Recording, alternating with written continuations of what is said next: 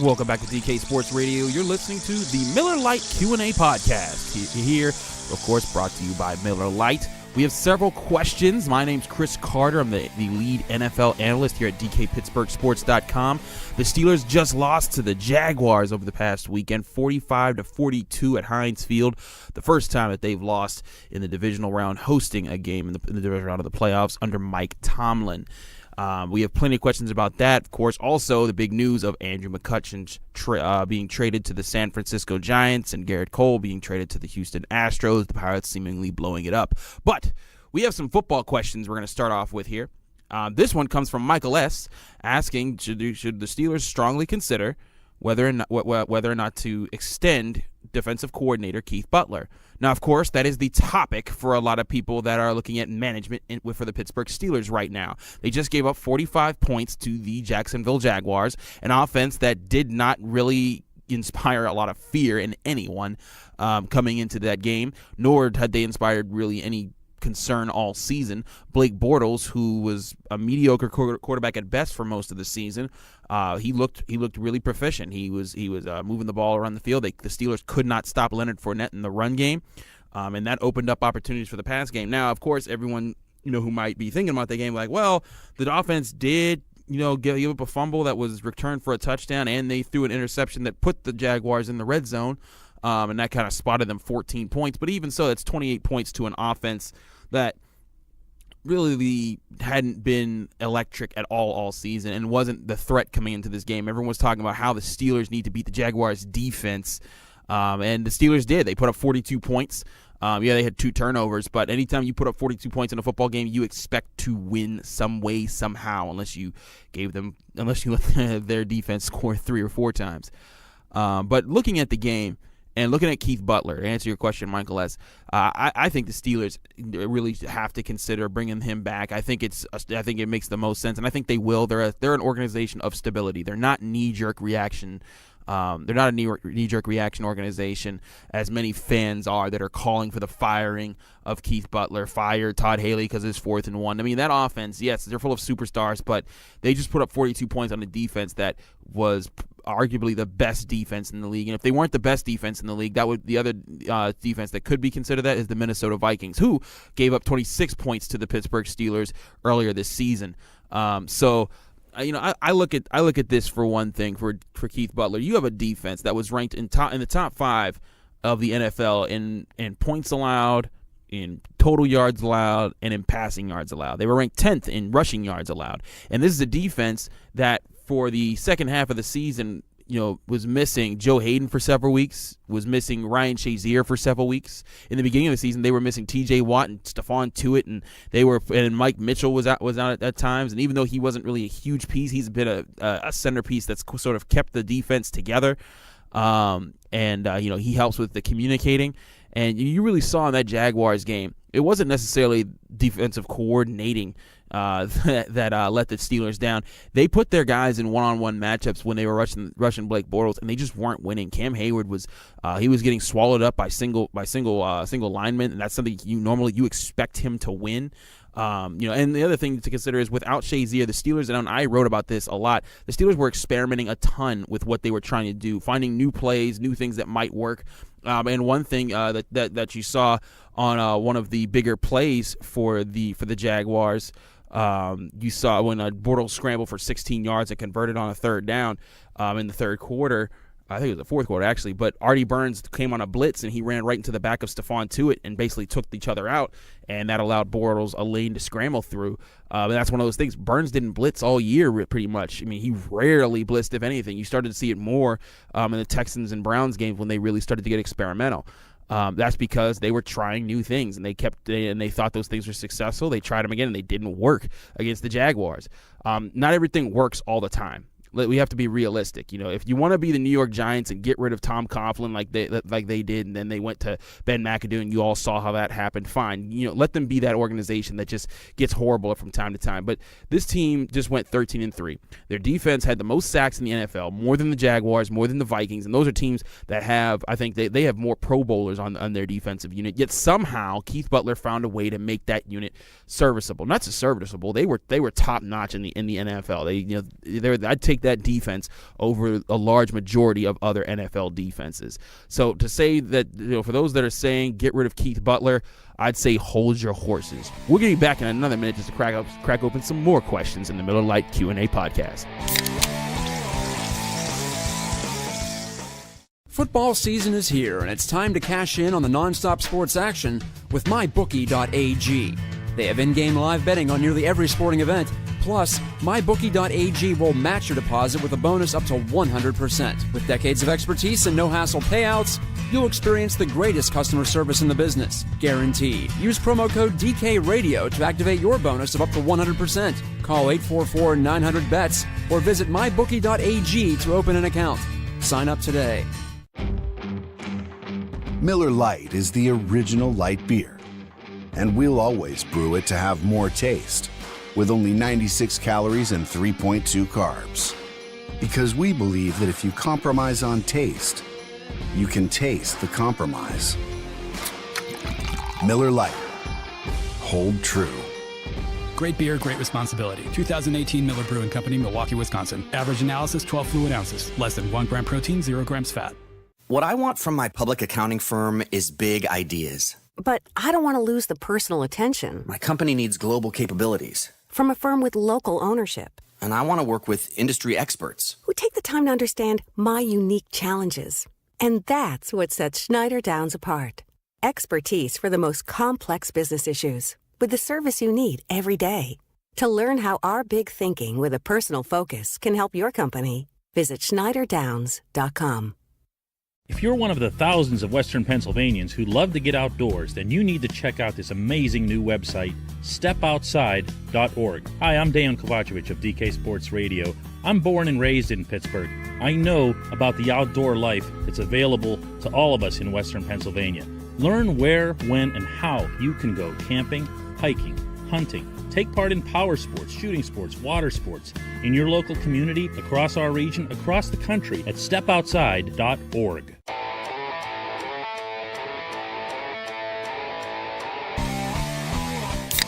Welcome back to DK Sports Radio. You're listening to the Miller Lite Q&A podcast. I'm Chris Carter, lead NFL analyst here at DKPittsburghSports.com, and we have another question on the Pittsburgh Steelers, of course. This one comes from our old buddy, Church of Greg, who asks lots of great questions to us.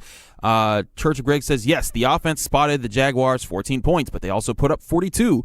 The defense gave up 28 to a one-dimensional team. Shazier is obviously a key piece, but the only one missing. How can the defense improve personnel-wise? Because on the surface, player by player, the pieces seem to be there, ? It looks like no matter how many generational talents are put on the offense, this team will only go as far as the defense can take it.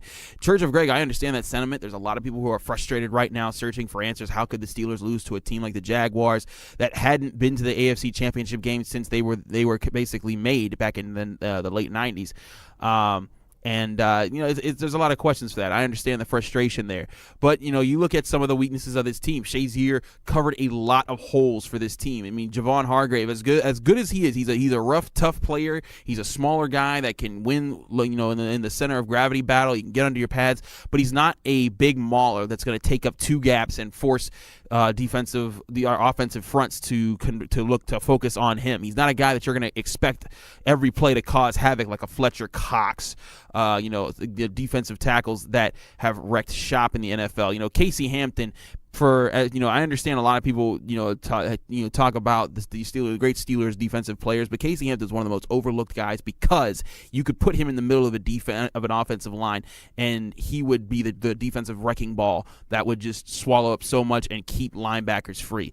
And that's what you don't have with Javon Hargrave right now. He's a decent pass rusher. He's good in sub packages, and I think Javon Hargrave is a very talented guy, but they need a physical presence in the middle of that field. If you're looking for an answer right now in the draft, Steelers fans, here's what you need to be looking at. One, you need a free safety because Mike Mitchell is either gone or he's going to be receive a significant pay cut. But either way, whether he's gone or he's still on the team, they need an athletic free safety that can move about the field. Mitchell's a very smart individual. I enjoy talking with him after games. I think he's one of the more knowledgeable guys. They call him Coach Mitch in the locker room. And I got to tell you, I think I have a lot of respect for him. He plays through a lot of injuries that he doesn't talk about. You find out kind of after the fact. from other people. But at the same time, you gotta also be, as a team, we're looking to put the best players on the field, and Mitchell just hasn't been that X factor. And the Steelers defense, they have good role players all over. They have Artie Burns is a good role playing corner. Joe Hayden, another good role player.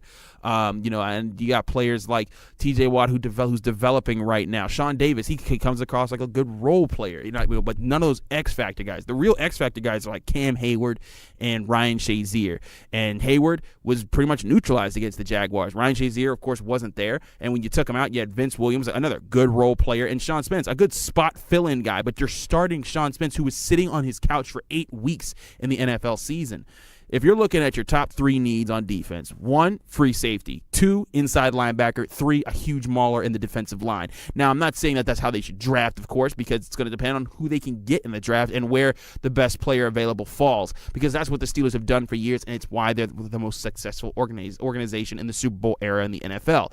However, when you look at at what's available right now, there's guys like Justin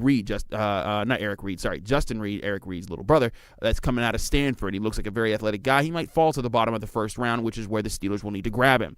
You look at the inside linebacker position. It's not littered with insane talents like it was in previous years. Roquan Smith is probably your best talent out of Georgia. He lost the national championship game, but he was absolutely a baller. He can stretch the field. He can move all over the place, and he's a big hitter. The Steelers need guys that are rangy, that are big, and can take on blockers and be sort of the enforcers over the middle. Vince Williams is a good enforcer, but he's not fast. He's not the guy that you're going to ask to cover all people around the field. That was Shazier's job, and he did a great job at it. Whether or not he can come back from his injury is a separate question we'll get to. But if you're looking to your answers, Turk Greg, they need a guy that can sort of lead the charge as far as stopping the run, because if they stop the run, if they create those more 3rd and 9, 3rd and 10, 3rd and 11 situations, and they take away that ground game, that's where the pass rush gets more active, and that's how they can win those battles, and they can pin their ear backs, get more aggressive, and do that. But and sometimes they were able to do that against the Jaguars, but too often they were dealing with 3rd and shorts. Bortles was able to take a 3-step drop and just throw it over the middle. So again, I think they needed inside presence, they needed inside linebacker, a defensive tackle and a free safety, but also we could look at pass rushes, because let's be honest, Bud Dupree, his time needs to come as an elite pass rusher in the NFL. Otherwise, they can't afford to drop a lot of money in this guy, because his contract's coming up. T.J. Watt and him both, I think, had 6 sacks this season together, not combined, not combined, but individually. They each had 6 sacks, which are good numbers when you think about it. But you also think, okay, you want more from these guys that are rushing the passer. And yes, they drop back in coverage a lot, but I think that's because they have not shown the skill set necessarily to be that dominant pass rusher that can create havoc more times than not. Watt, we can still see more out of him. He's a rookie. He had a good rookie season. But they're gonna need to see him develop and become a better pass rusher this next season. Dupree, I think this is his last chance coming up to prove that he can be that pass rusher. Otherwise, they're not going to want to commit a whole lot of money to him, and they might go get another pass rusher soon. So those are the top key investments, Church of Greg, that I think that are important. But they need to stop the run, they need to rush the passer, and they need a free safety. I think the secondary of the future is here. Artie Burns, starting corner for several years. Sean Davis, I think he's a good, strong safety. He's going to be the guy that you want roaming around the field. He's smart, he's fast, he's tall, he's physical. I like the way he plays. Joe Hayden, I think he's good for the next couple years, and he'll be around. He's a good leader. But I really, really, really like Cam Sutton and Brian Allen coming up. And we didn't see much of him, but I think his athleticism is going to make him a viable weapon for this defense. The secondary is solid. They just need a free safety. But up front, I think there's a lot of questions that they need to answer, and that's what they need to invest. Thanks for the question, Church of Greg. We'll be right back to take another question here on the Miller Lite Q&A podcast. Stay tuned. In Pittsburgh, we bleed black and gold and love our city. Born in Pittsburgh and now celebrating 130 years in the business, Henny Jewelers is proud to be your premier jewelry store. The holiday season is quickly approaching, so whether it's choosing that watch you've always wanted or you're searching for the ring that was made for her, trust Henny Jewelers. Visit our store on Walnut Street in Shadyside to see our extensive inventory of designer engagement rings, watches, and one-of-a-kind jewelry. For more, go to hennyjewelers.com and follow us on social. Embarrassed by that stained carpet in your office? Tired of looking at your dull, dirty floor? My Floor Needs is here to fix that. With years of experience and 24/7 service, My Floor Needs offers stripping and waxing, carpet, tile, grout, and concrete cleaning, as well as polishing and buffing services. Call 888-67-MY-FLOOR or email info@myfloorneeds.com for a free estimate and get your floors looking like new again. Whatever your floor needs, call 888-67-MY-FLOOR. Does your company ever miss its sales goals or struggle getting new business? Is it tough to hire or to give reps the right tools? Hi, I'm Dan, and I started Engaged Prospect right here in Pittsburgh to help companies like yours. And I'm Sam. We're helping companies hit sales goals and grow their businesses. Think of us as your inside sales team. Our clients are experts in their fields. We're experts in inside sales. Give us a call today at 412-715-5151. Or visit us online at engagedprospect.com/DK. It's been 50 years since the Summer of Love, but if you're not performing as well as you'd like, check out NEDforless.com. I'm Eric Cushy of Curtis Pharmacy. Don't pay premium prices for the little blue pill. So Denafil, the same active ingredient as in Viagra, costs 80% less. NEDforless.com. All we need is your physician's name. We do the rest. Free shipping, too. NDDforless.com. Curtis Pharmacy, Western PA's Better Way Pharmacy. CurtisPharmacy.com.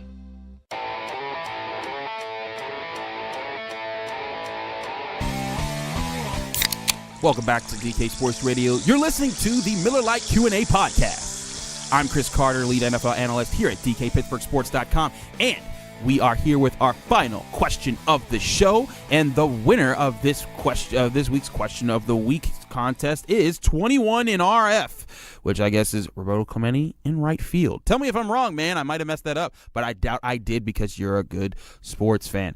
But anyways, a good question. And congratulations, 21 in RF. You have won the weekly prize. We'll be contacting you to send it your way. And you're also entered for this month's question of the month prize, which we will draw later at the end of January. But this question is, how much responsibility does the Steelers coaching staff deserve for today's the Jaguars loss and several other abysmal performances? Now, 21 in RF, of course, is talking about the coaching, like we talked about a little bit earlier in our first segment. But let's talk about the coaching. Let's talk about the several other abysmal performances. The Steelers finished the season with a total record of 13-4, which means they won 13 games, they lost 4, and 3 of them were to teams in the conference championship round in the NFL right now. So let's think about that. Let's look at all 4 losses for those abysmal performances. Let's see. The first loss was the Bears. Yep, that was tough. I think that the offense had a lot to do with that. Ben Roethlisberger missed open targets. They didn't capitalize. The defense kept the team in the game, and then eventually they cracked in overtime. So yeah, that was abysmal. I'll give you that one. Then they lost 2. Was their next loss was the Jaguars, and again the offense. Ben Roethlisberger. I'll tell you what, they don't coach Ben Roethlisberger to throw 5 interceptions in a game. That doesn't happen. And you know what, the defense, they only allowed 16 points, and I think a lot of those points came because they eventually got tired because they got getting put out back on the field, being put back out on the field. There we go. I don't put that one all on coaching. I guess you could say that, yeah, they could have tried to run the ball more, but they thought they had Ben Roethlisberger, and you saw in that playoff game, when Ben Roethlisberger's on, you put your money on him, and he could give you 42 points. And then as far as the Patriots game, they almost beat the Patriots. That's their next loss in the season. And again, they lost 4 times, once to the Bears, twice to the Jaguars, once to the Patriots. And the Patriots are right now considered by far, by and large, the best team in the NFL. They're the reigning Super Bowl champions. They have Tom Brady, who many consider the greatest quarterback of all time. And they had Rob Gronkowski, who many are starting to consider the greatest tight end of all time. And that's a lot to stop, especially when you're missing your best inside linebacker, Ryan Shazier, and they were missing Antonio Brown for that game. I don't really consider that an abysmal performance. I consider they almost won. Jesse James, you can call the catch a controversy, but, I think there were a lot of other things that factored into that game. And for those who tried to blame Mike Tomlin for not having 2 plays for the set when they called the fake spike, that was not the case. They threw the pass to Darius Hayward-Bay the play before, and Mike Tomlin said, I want 2 plays ready to go right now. And Ben Roethlisberger went up, and he was the one that called the fake spike. So, that's something that you have to look at. And I don't say that's all on coaching. I say that that's they bet on their players on the field, and the players didn't come through in certain situations. They did in others, they just didn't there. And then, of course, the final loss was this playoff game. Now, as far as coaching, you can only coach your players so far. You can't just turn junk into greatness. That's not how it happens. And Chuck Noll, when he took over the Steelers in 1969, he told him in his first training camp, he's like, I'm going to be honest with you, most of you guys aren't going to make it here. In a few years, most of you guys are going to be gone because there's just not a lot of talent there. And one of the few players to make it there was Andy Russell. He went from the hot shot outside linebacker that was making plays kind of by himself, but Noel coached him and he said, you know what, you're too wild. You don't play within a role. You play by yourself and for yourself, and I got to turn you into something else. And then Russell became part of that legendary early 70s Steelers defense, and he won those two early Super Bowl rings in 74 and 75. Now, looking at this year's Steelers, some people are like, oh, look at Bill Belichick, he turns horrible players into good ones. It's not that he turns horrible players into good ones. He has systems. And I mean, look at Mike Hilton. Mike Hilton was trash around the NFL. He was being passed around. I'm not saying he's a trash player. I think he's a very good player, but no one was giving him a real shot. And then he came to Pittsburgh and he became a very good slot cornerback. He shut down people week after week. He got some crucial sacks, had a 3-sack game, the only cornerback in NFL history to do that. You look at that. You look at players like Vince Williams, a 6th-round draft pick, and he's all of a sudden he's lighting up. Antonio Brown, another 6th-round draft pick, and he's considered the best wide receiver in football. I mean, some are considering the best player in football. Vince Williams had 7-8 sacks on the season, another 6th-round draft pick. Look at people that have come through this organization like Brett Kiesel, a guy that was a 7th-round draft pick and became a legend here in Pittsburgh. Looking across the board, there's tons of players that this team has found ways to find uses for that weren't top-notch picks or superstars that just came to the team. Ramon Foster, an undrafted lineman, is one of the better guards, most unsung guards in the league. Alejandro Villanueva, a guy is made a starter in the AFC side of the Pro Bowl. He was undrafted. He was brought in. They found a place for him, and now he's doing work here. So I don't think this is necessarily as much a coaching responsibility. I think there's some responsibility, of course, because, and I mean, yeah, you have to look at the whole situation. But being honest, we saw the writing on the wall with the problems of stopping the run. They don't have a guy that eats up blockers in the middle. That leads to more problems. And then, Blake Bortles had a good game. You got to give him credit for that. I know people are like, well, he's Blake Bortles. He sucks. Why did they let him go? That's not the point. Look at the film. Look at the throws that he had to make, and he made some good throws. I'll say, you know what? They needed some more push from the interior of the defensive line. That's something they've had pretty much all year when they've been winning. They did not have it on that day for whatever reason. We don't know. We have, I'm still looking at the tape on that. I saw sometimes I saw legs not chopping. I saw people not moving backwards. There's a lot of hesitation. I think a lot of it had to do with the defense was trying out a lot of new stuff. They were experimenting a lot, and that may have taken a little bit out of their comfort zone. But they had to experiment because they needed to try new things without Ryan Shazier there. Again, I'm not pitting this all on his absence because they did win games without him, but you saw the defense drastically change. After they beat the Bengals, they gave up 38 points to the Ravens. An offense that really no one got scared of all season. I thought they played miraculous to hold the Patriots to 27. In that game. But again, I don't think this is all on coaching. I think they need to. They're still adding to their personnel. This defense is extremely young. They have a lot to learn from. This is Artie Burns and Sean Davis' second year. T.J. Watt's a rookie. Javon Hargrave's a second-year player. There's so many pieces of the defense that can continue to improve, and I think that they will given time, but they still need to add more pieces. And like I said earlier, inside linebacker, free safety, and get a bigger defensive tackle that's going to dominate in the middle. I think that they're going to be just fine.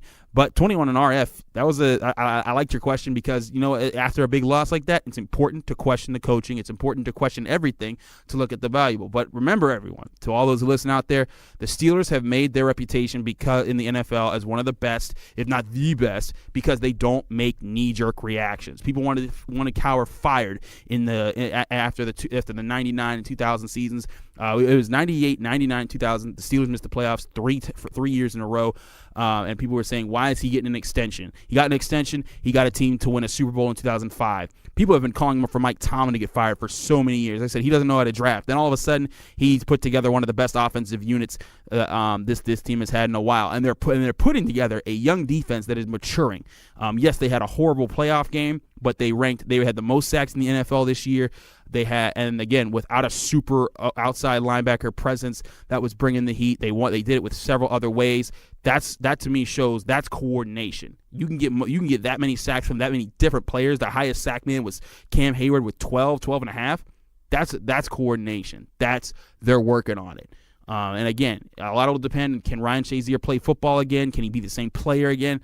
We just got to see what they do with their personnel. But we'll get more into that in a little bit. I'm sure we'll be talking about this on the Steelers show this week with Dale Lawley, and I'm doing a lot of film work. So be sure to keep up with us on DKPittsburghSports.com. Carter's Classroom will have some stuff for you.